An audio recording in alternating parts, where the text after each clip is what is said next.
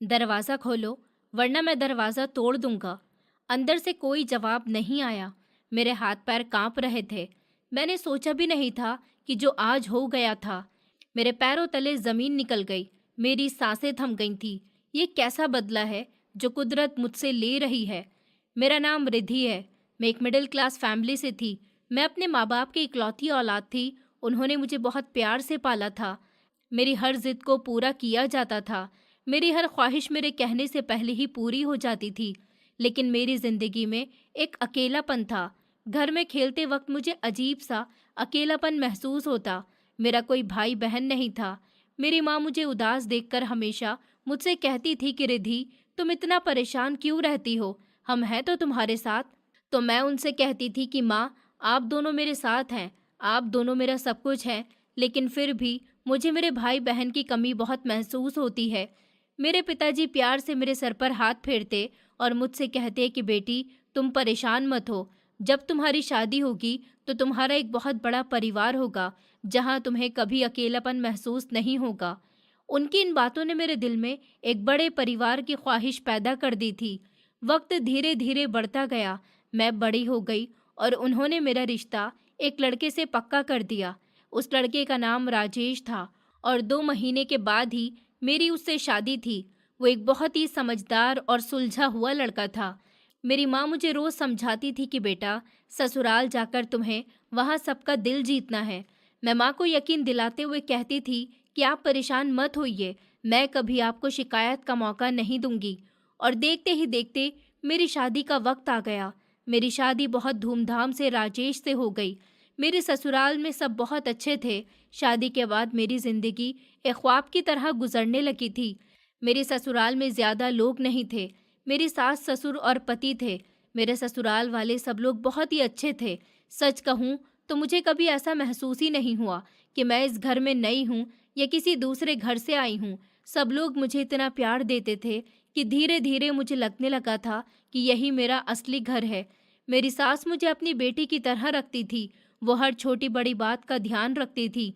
अगर मुझे हल्की सी भी परेशानी होती तो वो तुरंत समझ जाती थी और मेरे लिए कुछ ना कुछ करने लगती थी। ससुर जी भी मुझे बहुत मानते थे। वो ज्यादा बोलते नहीं थे, लेकिन उनके हर काम से ये साफ दिखता था कि उन्हें मेरी बहुत परवाह है। और मेरा पति राजेश, वो तो मेरे लिए सब कुछ था। वो मुझे इतना प्यार करता था कि कभी कभी मुझे खुद यकीन नहीं होता था कि मेरी किस्मत इतनी अच्छी कैसे हो सकती है। उसने मुझे कभी किसी चीज़ की कमी महसूस नहीं होने दी। अगर मुझे कुछ चाहिए होता तो मुझे कहने की भी ज़रूरत नहीं पड़ती थी। वो पहले ही समझ जाता था और मेरे लिए लेकर आ जाता था। हम दोनों साथ में बहुत खुश रहते थे। हंसते खेलते दिन कैसे गुजर जाते थे, पता ही नहीं चलता था।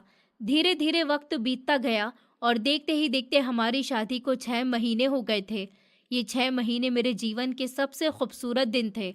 मुझे लगता था कि मेरी जिंदगी बस अब ऐसे ही खुशियों से भरी रहेगी, लेकिन शायद किस्मत को कुछ और ही मंजूर था। एक दिन अचानक सुबह उठते ही मुझे अजीब सा महसूस होने लगा। मेरे सर में भारीपन था और थोड़ी देर के बाद मुझे उल्टियां होने लगी और चक्कर आने लगे। मैं खुद भी घबरा गई थी, क्योंकि मुझे समझ ही नहीं आ रहा था कि मेरे साथ क्या हो रहा है। मेरी सास ने जब मुझे उस हालत में देखा तो वो बहुत घबरा गईं। उन्होंने तुरंत राजेश को आवाज़ लगाई और घबराई हुई आवाज़ में बोली, बेटा जल्दी आओ, देखो तुम्हारी पत्नी को क्या हो गया। इसकी तबीयत बिल्कुल ठीक नहीं लग रही, तुम इसे तुरंत डॉक्टर के पास लेकर जाओ। राजेश भागता हुआ मेरे पास आया और मुझे उस हालत में देखकर उसके चेहरे का रंग उड़ गया। उसने बिना देर किए मुझे संभाला और जल्दी से गाड़ी में बैठाकर डॉक्टर के पास ले गया। रास्ते भर वो मेरा हाथ पकड़े रहा और बार बार पूछता रहा कि तुम ठीक हो ना, तुम्हें ज़्यादा दर्द तो नहीं हो रहा। मैं बस उसे देख रही थी और कुछ बोल नहीं पा रही थी, क्योंकि मुझे खुद भी नहीं पता था कि मेरे अंदर क्या चल रहा है। जब हम डॉक्टर के पास पहुंचे तो उन्होंने मेरा चेकअप किया और कुछ टेस्ट करवाए। मैं थोड़ी डरी हुई थी, लेकिन कहीं ना कहीं मेरे दिल में एक छोटी सी उम्मीद भी थी। कुछ देर के बाद जब रिपोर्ट आई तो डॉक्टर ने मुस्कुराते हुए कहा कि बधाई हो, तुम प्रेग्नेंट हो। ये सुनते ही जैसे मेरे अंदर एक अलग ही खुशी भर गई। मेरी आंखों में आंसू आ गए, लेकिन वो खुशी के आंसू थे। मैं माँ बनने वाली थी, ये सोचकर ही मेरा दिल भर आया था। मैंने तुरंत राजेश की तरफ देखा और उसके चेहरे पर भी एक बड़ी सी मुस्कान थी। उसने मेरा हाथ पकड़ा और कहा, सच, मैं पापा बनने वाला हूँ। उस वक्त हम दोनों की खुशी का कोई ठिकाना नहीं था। हम दोनों बहुत खुश थे। वो मुझे बहुत प्यार से घर लेकर आया और घर पहुँचते ही उसने सबको ये खुशखबरी दी। घर में जैसे खुशियों की लहर दौड़ गई थी। सब लोग बहुत खुश थे। मेरी सास ने मुझे गले लगा लिया था और मेरी माँ को भी फ़ोन करके ये खुशखबरी दी गई थी। उस दिन के बाद से मेरी ज़िंदगी और भी बदल गई थी। राजेश अब मेरा पहले से भी ज़्यादा ख्याल रखने लगा था। वो मुझे कोई काम नहीं करने देता था। अगर मैं कुछ करने की कोशिश करती तो वो मुझे रोक देता और कहता कि तुम्हें बस अब आराम करना है, अब तुम्हें अपनी और हमारे बच्चे की देखभाल करनी है।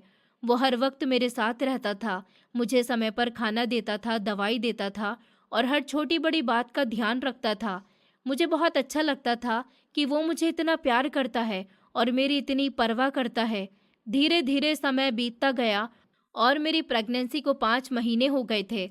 मैं हर महीने डॉक्टर के पास चेकअप के लिए जाती थी और हर बार सब कुछ ठीक निकलता था, जिससे मेरी खुशी और बढ़ जाती थी। एक दिन मैं फिर डॉक्टर के पास गई और उन्होंने मेरा चेकअप करने के बाद मुस्कुराते हुए कहा कि मुझे ऐसा लग रहा है कि तुम्हारे घर बेटी आने वाली है। ये सुनकर मैं बहुत खुश हो गई थी। मुझे बेटा या बेटी से कोई फर्क नहीं पड़ता था। मेरे लिए तो वो मेरा बच्चा था, मेरा अपना खून था। लेकिन जब मैंने राजेश की तरफ देखा तो उसके चेहरे पर वो खुशी नहीं थी जो पहले हुआ करती थी। वो थोड़ा सा चुप हो गया था और उसके चेहरे पर हल्की सी चिंता साफ दिखाई दे रही थी। हम जब घर वापस आ रहे थे तो पूरे रास्ते वो चुप बैठा रहा।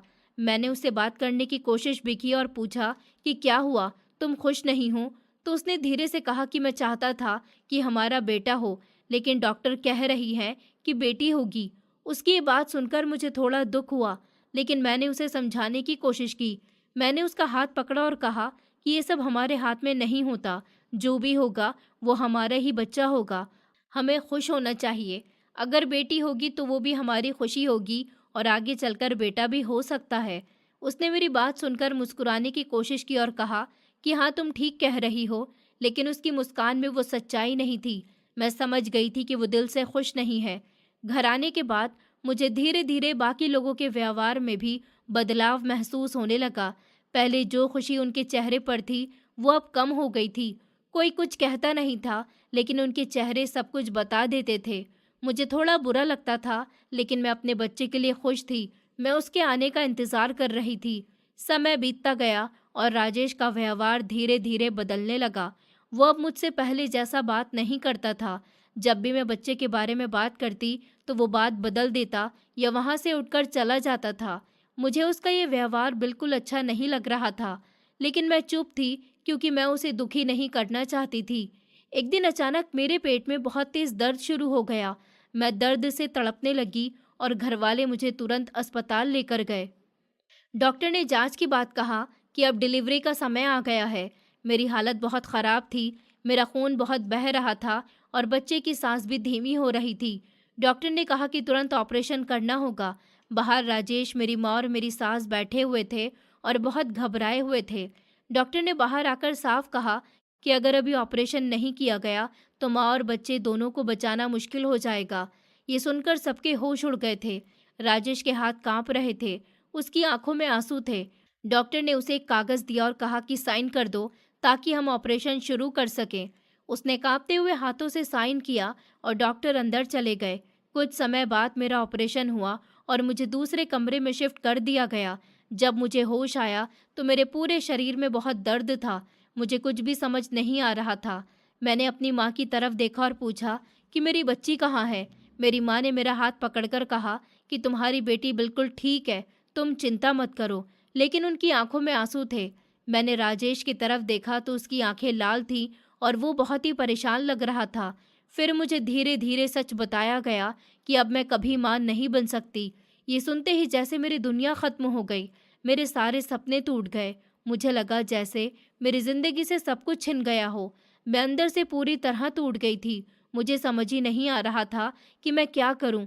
और उसी दर्द और टूटन में मुझे लगा कि ये सब मेरी बच्ची की वजह से हुआ है और मैंने उसी गुस्से में उस बच्ची को अपनाने से मना कर दिया था, जबकि कहीं ना कहीं दिल के अंदर मैं जानती थी कि वो मेरा ही एक हिस्सा है।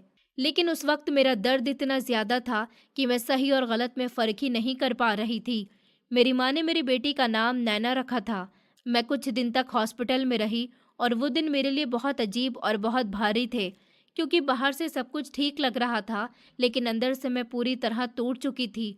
मेरी माँ मेरे पास रहती थी, वो मेरी भी देखभाल कर रही थी और मेरी इस छोटी सी बच्ची की भी देखभाल कर रही थी, जो मेरी ही थी, लेकिन मैं उसे अपना मान ही नहीं पा रही थी।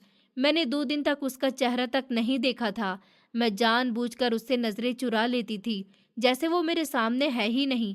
मेरे दिल में उसके लिए कोई ममता नहीं थी, बल्कि एक अजीब सा गुस्सा और नफरत बढ़ती जा रही थी। मुझे लगता था कि मेरी ज़िंदगी में जो कुछ भी गलत हुआ है, उसकी वजह वही है। मेरे ससुर एक दिन मेरे पास आए। उन्होंने मुझसे मेरा हालचाल पूछा, लेकिन उनके चेहरे पर वो अपनापन नहीं था जो कि पहले हुआ करता था। उनकी आवाज़ भी बदली हुई थी। उन्होंने बस ऊपर से पूछा कि तुम कैसी हो, और मेरे जवाब देने से पहले ही जैसे उनका मन भर गया हो और वो वहाँ से चले गए। मुझे बहुत बुरा लगा कि उन्होंने मेरे पास बैठना भी ज़रूरी नहीं समझा। मुझे ऐसा लगा जैसे अब मैं उनके लिए कोई मायने ही नहीं रखती। दूसरी तरफ राजेश भी आता था, लेकिन उसका आना भी जैसे सिर्फ एक औपचारिकता बन गया था। वो आता था, कुछ मिनट बैठता था और फिर बिना कुछ कहे चला जाता था, जैसे उसे मेरी तकलीफ से कोई फ़र्क ही नहीं पड़ता। मुझे लगता था कि मैं इस दुनिया में बिल्कुल अकेली हो गई हूँ। एक दिन मेरी माँ मेरी बच्ची को गोद में लेकर मेरे पास आई और उन्होंने बहुत प्यार से मुझसे कहा, बेटा, ये तुम्हारी अपनी बच्ची है, इससे तुम्हें क्या शिकायत है? तुम इसे देख भी नहीं रही हो, कम से कम इसे दूध तो पिला दो, ये तुम्हें ही ढूंढ रही है। लेकिन जैसे ही उन्होंने बच्ची को मेरी तरफ बढ़ाया, मैंने गुस्से में उसे दूर करते हुए कहा कि इसे मेरे पास से ले जाओ, मैं इसकी शक्ल भी नहीं देखना चाहती। इसकी वजह से मेरी जिंदगी बर्बाद हो गई है। मेरे मुंह से ये बात सुनकर मेरी माँ बहुत हैरान रह गईं। उनकी आंखों में आंसू आ गए। उन्होंने मुझसे कहा, क्या तुम पागल हो गई हो? तुम कैसी बातें कर रही हो? ये तुम्हारी बेटी है, इसमें इसकी क्या गलती है? तुम इसे दोष कैसे दे सकती हो? लेकिन उस वक्त मेरे दिल पर किसी की बात का कोई असर नहीं हो रहा था। मैं अपने ही दुख में इतनी डूबी हुई थी कि मुझे कुछ भी समझ नहीं आ रहा था। कुछ दिन के बाद मुझे हॉस्पिटल से छुट्टी मिल गई और मैं घर वापस आ गई। मेरी माँ भी अपने घर चली गई थी। घर आने के बाद सब कुछ और ज़्यादा बदल गया था। वो बच्ची पूरे दिन बेड पर पड़ी रहती थी। मैं उसे देखने तक नहीं जाती थी। मुझे उससे दूर रहना ही ठीक लगता था। राजेश अब मुझसे बिल्कुल भी बात नहीं करता था। वो सुबह जल्दी काम पर चला जाता था और रात को बहुत देर से घर आता था, और जब आता भी था तो मेरे पास बैठता नहीं था, सीधे दूसरे कमरे में चला जाता था। मुझे ऐसा लगता था जैसे अब इस घर में मेरी कोई जगह ही नहीं बची, और इन सब के पीछे मुझे सिर्फ अपनी बेटी ही नजर आती थी। मैं उसे ही अपनी हर परेशानी की वजह मानने लगी थी। धीरे धीरे मेरे अंदर गुस्सा इतना बढ़ गया था कि मैं हर छोटी बात पर चिढ़ जाती थी। एक दिन राजेश मेरे पास एक छोटा सा बैग लेकर आया। उसने कहा, इसमें बच्चे के कुछ कपड़े हैं, इसे पहना देना, इसके कपड़े छोटे हो गए हैं। मैंने उसकी तरफ गुस्से से देखा और कहा, तुम खुद क्यों नहीं पहनाते? तुम भी तो इसके पिता हो, तुम खुद इसका ख्याल रख लो। मेरी ये बात सुनकर वो गुस्से में आ गया। उसने मेरे सर पर हल्का सा हाथ मारा और बोला, तुमसे तो ठीक से बात करना भी बेकार है। और फिर वो बिना कुछ कहे कमरे से बाहर चला गया। मैं उसके पीछे गई थी। मैं उससे बात करना चाहती थी, लेकिन वो तो मुझसे बात करने को तैयार ही नहीं था, और मैं वापस आकर अकेली बैठ गई। धीरे धीरे समय बीतता गया और वो छोटी सी बच्ची बड़ी होने लगी। अब वो करवट लेने लगी थी। उसकी छोटी छोटी हरकतें बदलने लगी थी, लेकिन मैं फिर भी उससे दूर ही रही।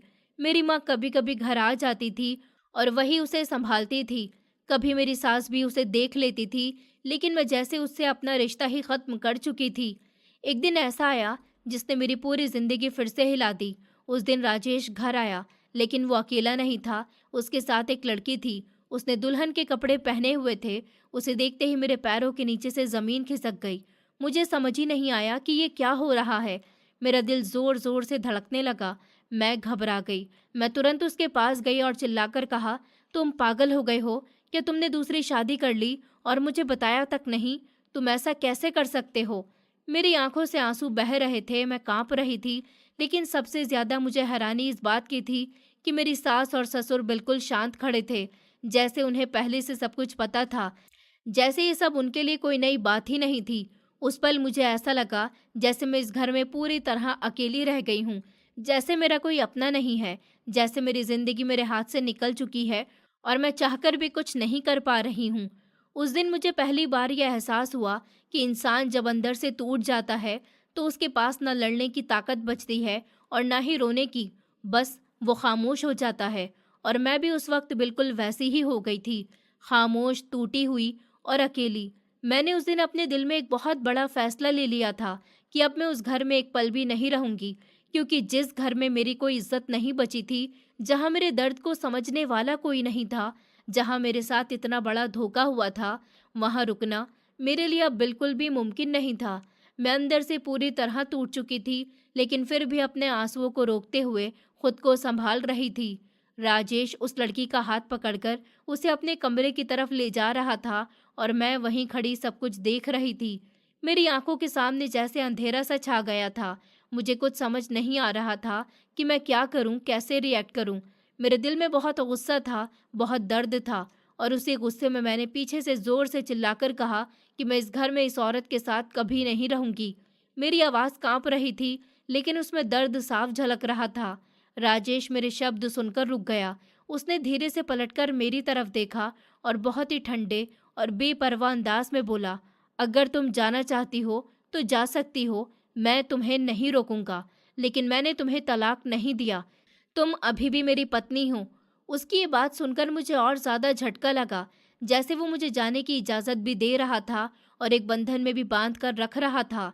फिर उसने बिना किसी झिझक के कहा कि मुझे एक वारिस चाहिए था जो तुम मुझे नहीं दे सकती, इसलिए मुझे दूसरी शादी करनी पड़ी। उसके ये शब्द मेरे दिल में तीर की तरह चुभ गए।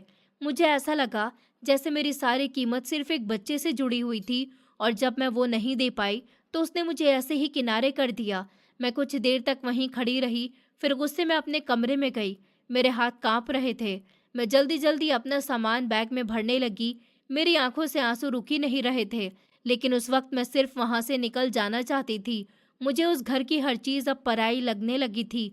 जब मैं अपना सामान लेकर बाहर आई तो राजेश ने मुझे आवाज दी और कहा कि तुम बच्ची को छोड़कर कहाँ जा रही हो?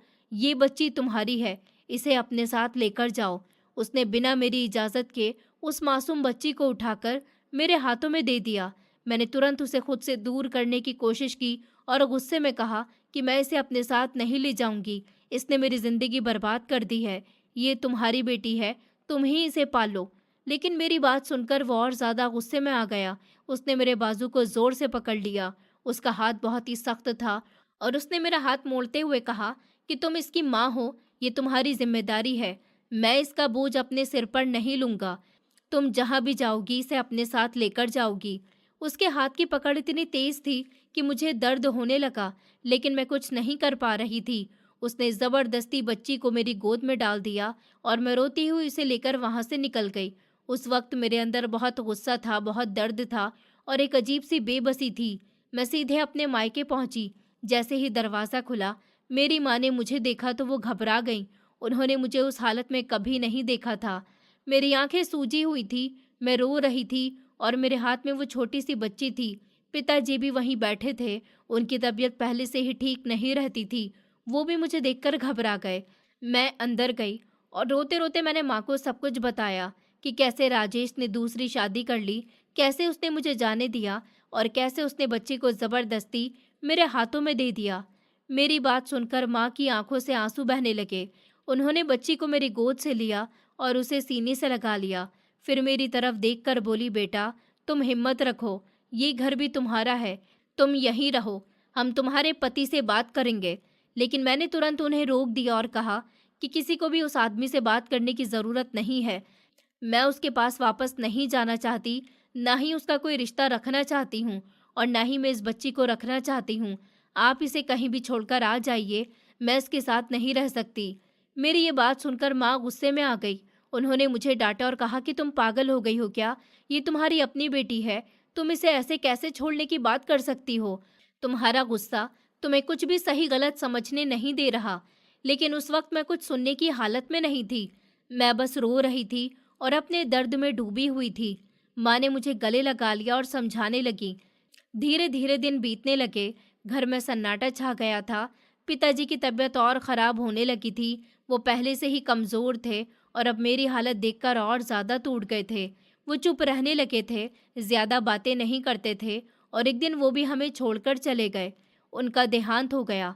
उस दिन मुझे ऐसा लगा जैसे मेरी जिंदगी का एक और सहारा मुझसे छिन गया। मैं और मेरी माँ दोनों पूरी तरह टूट गए थे। घर में अब सिर्फ हम दो और वो छोटी सी बच्ची रह गई थी। जिंदगी जैसे रुक सी गई थी। हर दिन बहुत भारी लगने लगा था। हम दोनों अंदर ही अंदर घुट रहे थे और सबसे ज़्यादा दर्द इस बात का था कि इस पूरे समय में राजेश एक बार भी हमारा हालचाल पूछने नहीं आया। उसने ये तक जानने की कोशिश नहीं की कि हम किस हालत में हैं, जैसे उसका हमसे कोई रिश्ता ही नहीं था। और मैं ये सब देखकर और भी ज़्यादा टूटती जा रही थी। मुझे समझ नहीं आ रहा था कि मेरी ज़िंदगी मुझे किस मोड़ पर ले आई है और अब आगे क्या होने वाला है। मेरी माँ ने धीरे धीरे नैना को संभालना शुरू कर दिया। जैसे जैसे दिन बीतते गए वो ही उसकी दुनिया बनती चली गई थी। वो उसे गोद में उठाती थी, उसे दूध पिलाती थी, उसके साथ खेलती थी, उसे सुलाती थी, उसके बाल सहलाती थी और हर वक्त उसके साथ ही रहती थी। घर में अगर कोई हंसी की आवाज़ गूंजती थी तो वो उसी छोटी सी बच्ची की होती थी। लेकिन मेरे अंदर जैसे सब कुछ खत्म हो चुका था। मैंने खुद को एक कमरे में बंद कर लिया था। मैं बाहर निकलना भी नहीं चाहती थी। मुझे किसी से बात करने का मन नहीं करता था और सबसे ज़्यादा मुझे उस बच्ची से दूर रहने का मन करता था। वो धीरे धीरे बड़ी हो रही थी। उसकी छोटी छोटी हरकतें बदल रही थी। वो चलना सीख रही थी, बोलना सीख रही थी और पूरे घर में उसकी खिलखिलाहट गूंजती रहती थी। लेकिन मुझे वो सब अच्छा नहीं लगता था। मुझे उसकी आवाज़ से भी चिढ़ होने लगी थी। मुझे लगता था जैसे उसकी हर हंसी मेरे दर्द का मजाक उड़ा रही है। मेरा दम घुटता था और दिन ब दिन मेरे दिल में उसके लिए नफरत और बढ़ती जा रही थी। मैं जितना उससे दूर रहने की कोशिश करती थी वो उतना ही किसी न किसी तरह मेरे सामने आ जाती थी, जैसे उसे मेरी ज़रूरत हो, जैसे कि वो मुझे ही ढूंढ रही हो। एक दिन मैं किचन की तरफ जा रही थी, तभी वो भागती हुई आई और आकर मेरी टांगों से लिपट गई।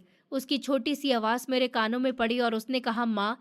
ये शब्द सुनते ही मेरे अंदर कुछ टूटने के बजाय और सख्त हो गया। मैंने उसे झटके से खुद से दूर कर दिया और गुस्से में कहा, तुम मुझे माँ मत कहो। खबरदार जो मुझे दोबारा ऐसा कहा और मेरे सामने मत आया करो। मैंने उसे डांटते हुए कहा कि मैं तुम्हें कितनी बार कह चुकी हूँ, मुझसे दूर रहा करो। वो मेरी बात सुनकर डर गई। उसकी आंखों में आंसू आ गए और वो भागकर मेरी माँ के पास चली गई और उनसे लिपटकर रोने लगी। मेरी माँ ये सब देख रही थी। वो तुरंत ही मेरे पास आई और गुस्से में मुझे डांटते हुए बोली, ये क्या कर रही हो तुम? तुम्हें ज़रा से भी शर्म नहीं आती? ये तुम्हारी अपनी बेटी है। तुम उसके साथ ऐसा बर्ताव कैसे कर सकती हो? अगर तुम उससे प्यार नहीं कर सकती तो कम से कम उस पर अपना गुस्सा तो मत निकालो। लेकिन मुझे उस वक्त किसी की बात सुनने की कोई परवाह नहीं थी। मैंने उनकी बात अनसुनी कर दी और किचन में चली गई। लेकिन अंदर से मैं खुद भी उलझी हुई थी। मुझे समझ नहीं आ रहा था कि मैं ऐसी क्यों बनती जा रही हूँ। लेकिन जब भी मैं उस बच्ची को देखती थी मुझे बस एक ही बात याद आती थी कि उसकी वजह से मेरा घर टूट गया, मेरा पति मुझसे दूर हो गया और मेरी ज़िंदगी बर्बाद हो गई। कुछ समय के बाद मुझे एक रिश्तेदार से पता चला कि राजेश के घर फिर से बेटा हुआ है और वो अब तीसरी बार बाप बना है। ये सुनकर मेरे दिल में जैसे आग लग गई। मुझे लगा कि वो अपनी नई जिंदगी में कितना खुश है। उसे मेरी या इस बच्ची की कोई परवाह ही नहीं है। वो अपनी दूसरी पत्नी और अपने बेटों के साथ इतना खुश है कि उसे पीछे मुड़कर देखने की भी ज़रूरत नहीं लगी। ये बात मेरे दिल को अंदर तक तोड़ गई। मैं अंदर ही अंदर घुटने लगी। मैं माँ के पास गई और रोते हुए उनसे कहा, माँ, आपको पता है राजेश के घर तीसरी बार बेटा हुआ है। वो कितना खुश है और मैं यहाँ किस हाल में जी रही हूँ। मेरे साथ जो हुआ उसकी वजह मैं दोबारा से माँ भी नहीं बन सकती और उसने मुझे ऐसे ही छोड़ दिया। मैं क्या करूँ? ये कहते कहते मैं रोने लगी। मेरी माँ ने मुझे अपने पास बिठाया, मेरे सर पर हाथ फेरा और बहुत प्यार से समझाया कि बेटा, ये सब हमारे हाथ में नहीं होता। ये ऊपर वाले की मर्जी होती है। वो बाप है, उसे अपने बच्चों से मोहब्बत होगी, लेकिन तुम उसकी माँ हो, तुम्हें उसे अपनाना चाहिए। वो ही आगे चलकर तुम्हारा सहारा बनेगी। धीरे धीरे सब ठीक हो जाएगा। लेकिन मुझे उनकी बातों में कोई सुकून नहीं मिला। मैं चुपचाप वहाँ से उठकर अपने कमरे में चली गई। मैंने उनकी एक भी बात नहीं मानी क्योंकि मेरे दिल में उस बच्ची के लिए अभी भी वो नफरत थी। समय धीरे धीरे बीतता गया और नैना अब बड़ी होने लगी थी। वो स्कूल जाने लगी थी। उसने पढ़ाई में भी बहुत अच्छा करना शुरू कर दिया था। एक दिन उसके एग्ज़ाम का रिजल्ट आया और वो बहुत खुश होकर भागती हुई मेरी माँ के पास गई और बोली, नानी देखिए मैं फ़र्स्ट आई हूँ। मेरी माँ ने उसे गले लगा लिया, उसकी तारीफ़ की और उसे आशीर्वाद दिया। वो बहुत ही खुश थी। उसकी आंखों में चमक थी। फिर वो मेरे पास आई। मैं पानी पी रही थी। उसने मासूमियत से कहा, माँ देखिए मैं फर्स्ट आई हूँ। मैंने गुस्से में उसकी तरफ देखा और कहा, तो क्या करूँ मैं? तुम फर्स्ट आई हो तो जाओ अपना काम करो। और मैंने उसे फिर से डांट दिया कि मैंने तुम्हें कितनी बार कहा है मुझसे बात मत किया करो। मेरी बात सुनकर उसका चेहरा उतर गया। उसने अपना सर नीचे कर लिया और चुपचाप वहां से चली गई।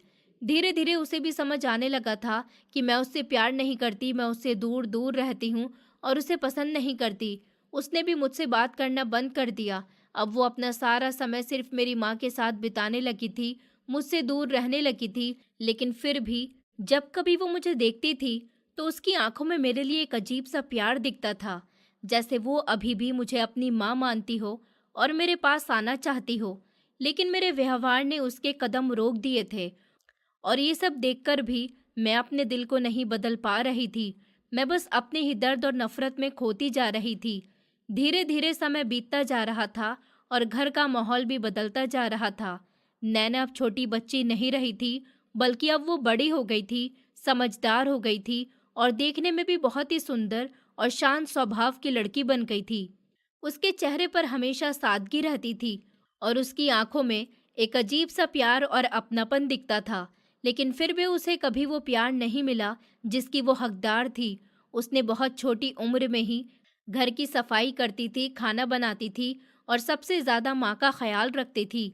क्योंकि अब माँ की तबीयत बहुत ज़्यादा ख़राब रहने लगी थी, वो अब बिस्तर से उठ भी नहीं पाती थी।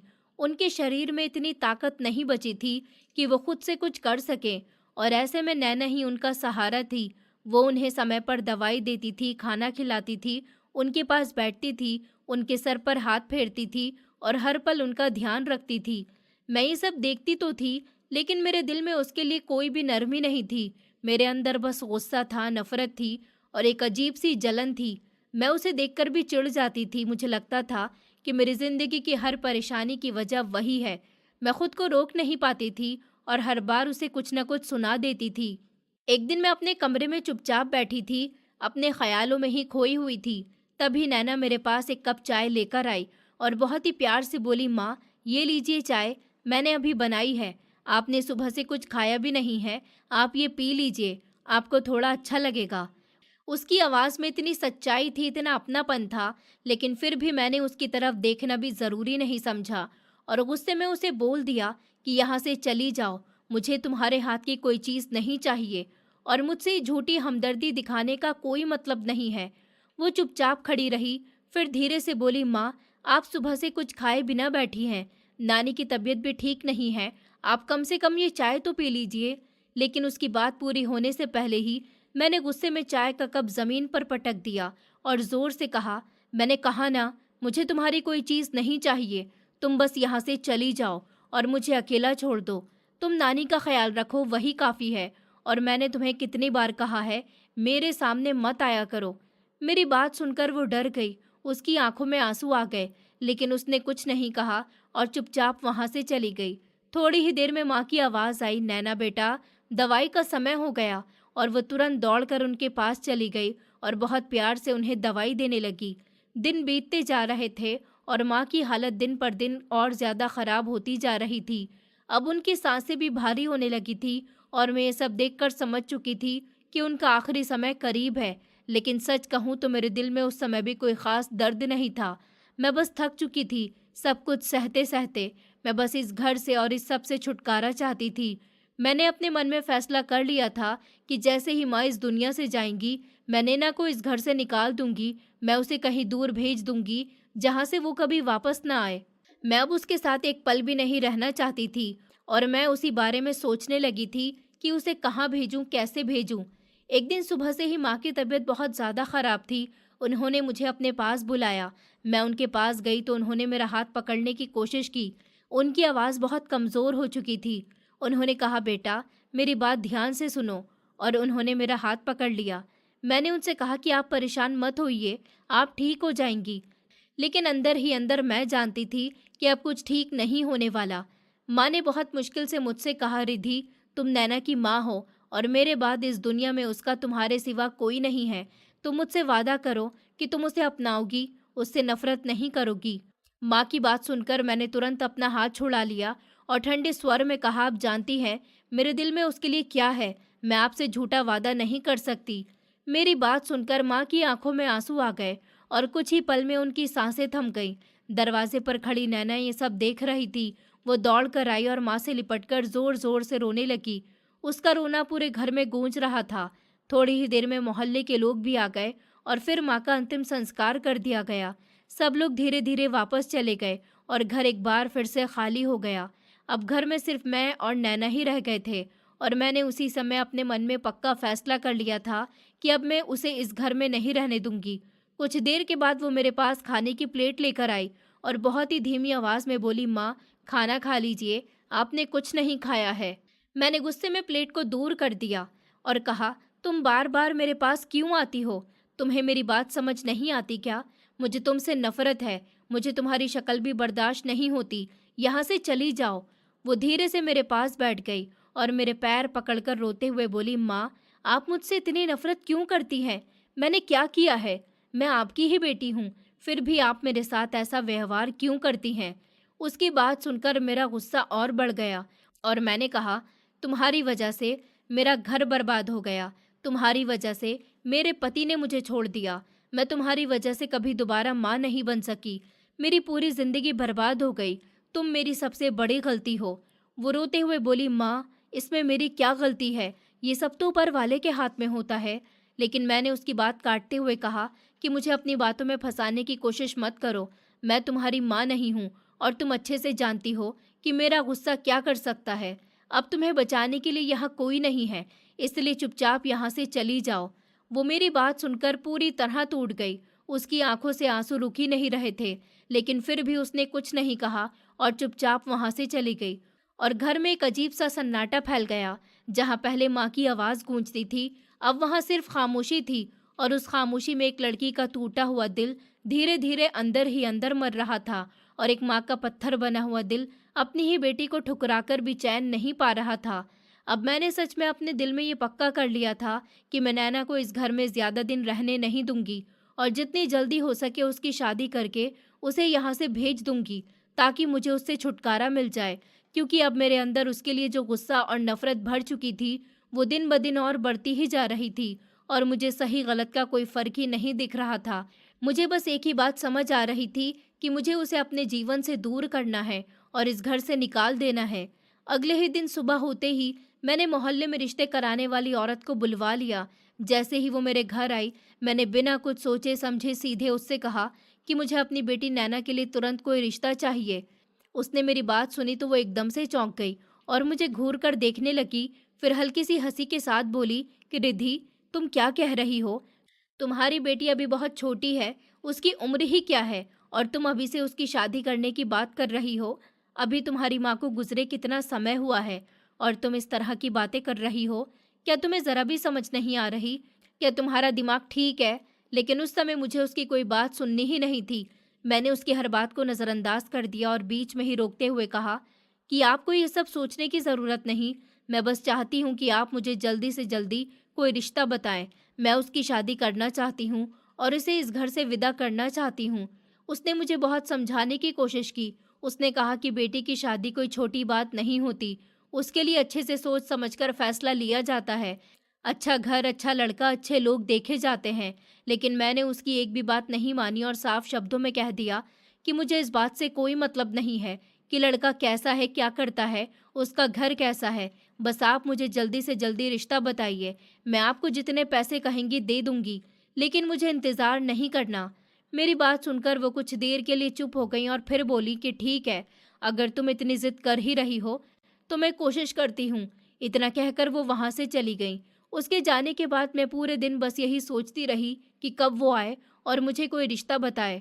2 दिन तक मैं इसी इंतज़ार में रही और फिर 2 दिन बाद वो फिर से मेरे घर पर आई और उसने मुझसे कहा कि एक रिश्ता है, लड़का गरीब घर से है, उसका नाम रुद्र है।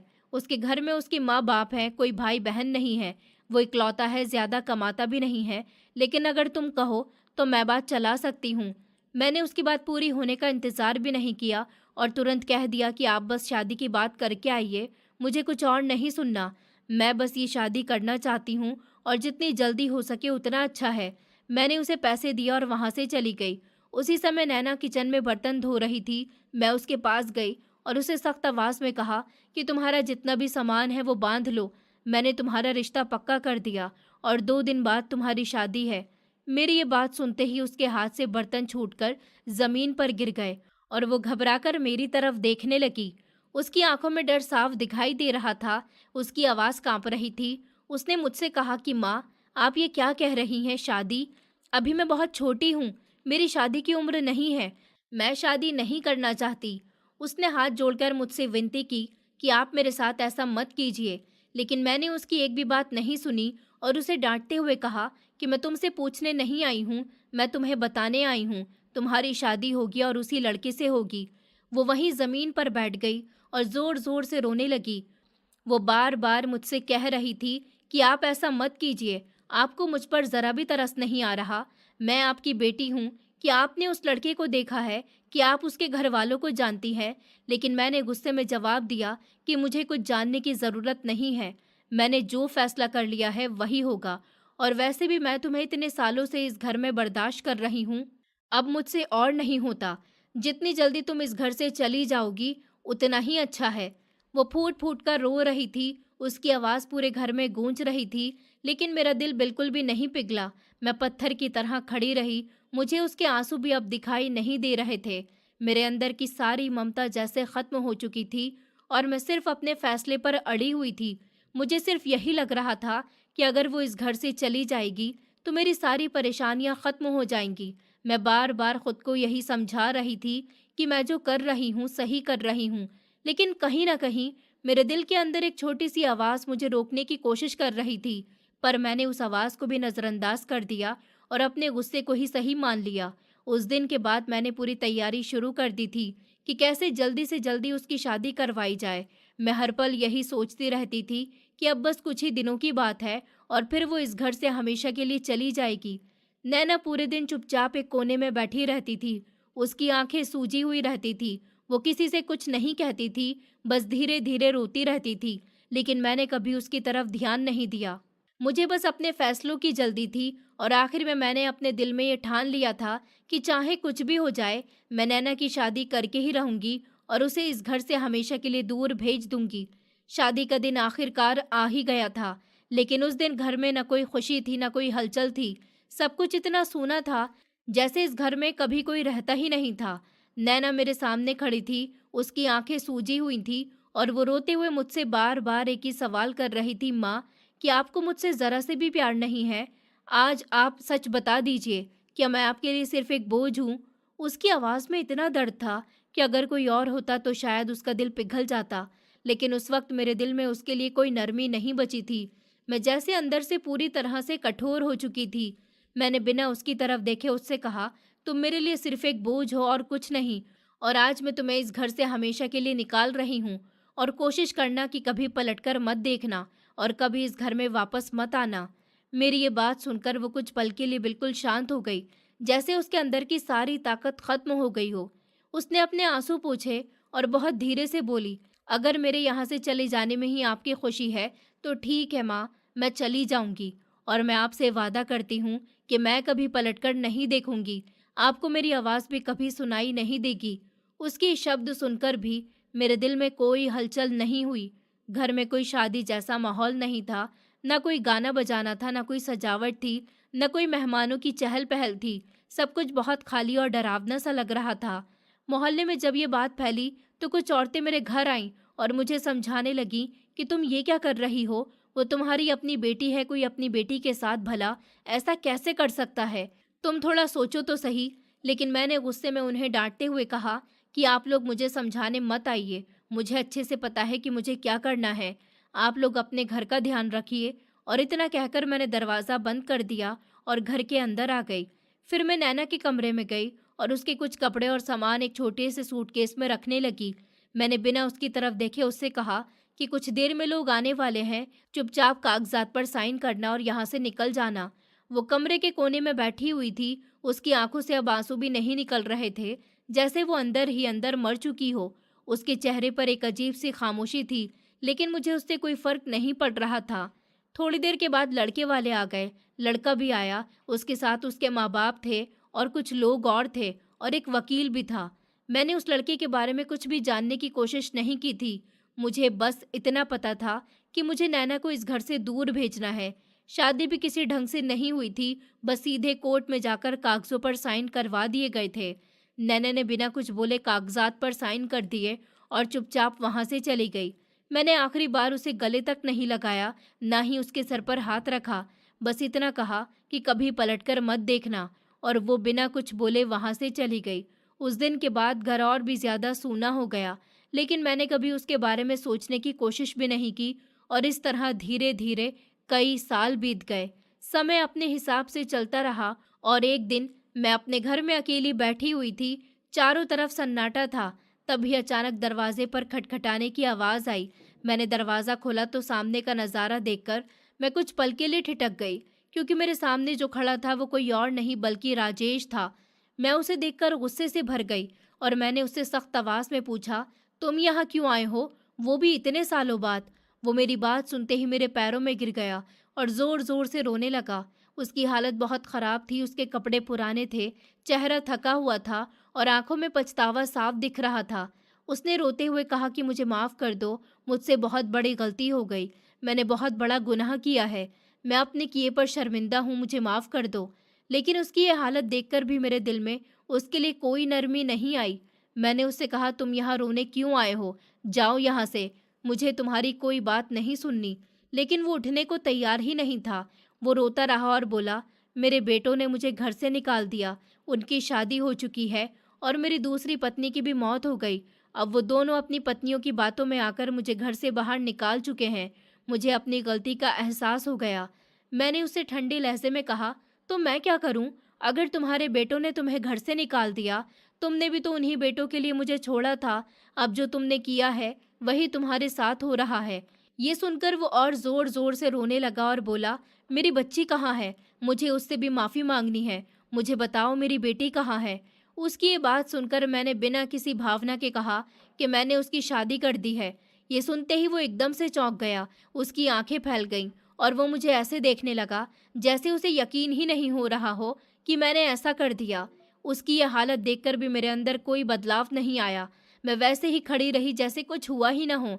लेकिन उसके चेहरे पर जो सदमा था वो साफ दिख रहा था, और वो बार बार यही सोच रहा था कि आखिर उसने अपनी ही बेटी के साथ ऐसा कैसे होने दिया, और मैंने अपनी बेटी के साथ इतना बड़ा फैसला कैसे ले लिया। लेकिन अब जो हो चुका था वो बदला नहीं जा सकता था, और हम दोनों अपने अपने किए के बोझ के साथ वहीं खड़े थे, एक अजीब सी खामोशी के बीच, जहाँ न कोई शब्द थे न कोई सुकून था, बस पछतावा था, दर्द था और बीते हुए फैसलों का बोझ था। वो रोते रोते खड़ा हो गया और मेरी तरफ देखकर बोला, तुम ये क्या कह रही हो, तुमने हमारी बेटी की शादी कर दी, मुझे बताओ वो कहाँ है, मुझे उसके पास जाना है, मुझे उससे माफ़ी मांगनी है। उसकी आवाज़ में घबराहट थी, डर था और पछतावा साफ दिख रहा था, लेकिन मैं खुद भी अंदर से हिल चुकी थी। मैंने धीरे से कहा, मुझे सच में नहीं पता वो कहाँ है। मैंने बिना कुछ जाने समझे उसकी शादी कर दी थी।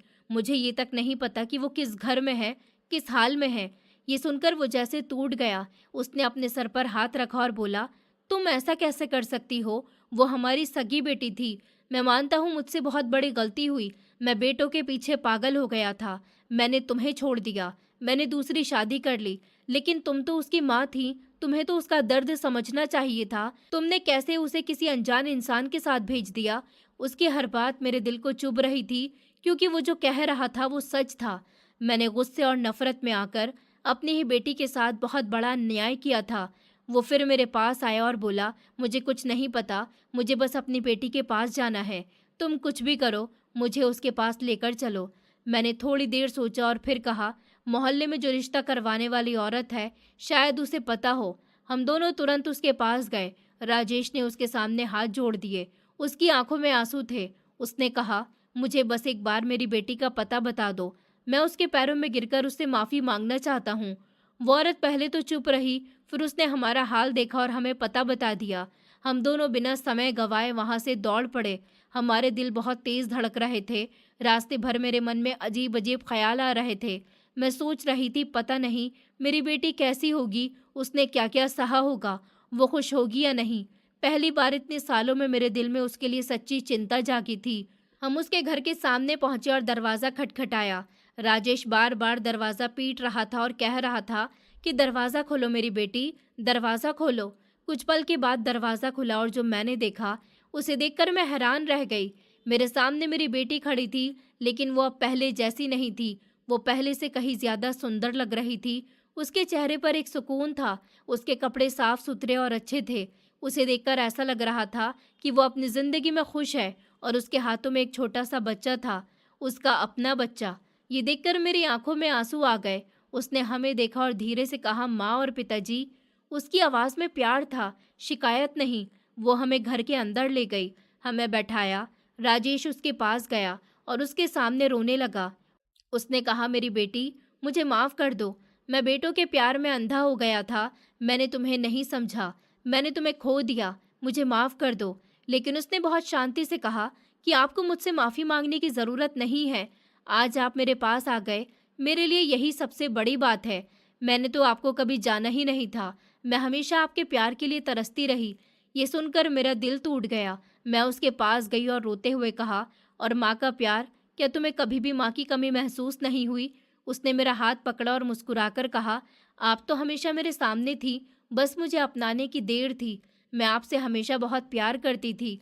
मैंने हमेशा यही चाहा कि एक दिन आप मुझे अपने गले लगाएं और मुझे अपनी बेटी कहें।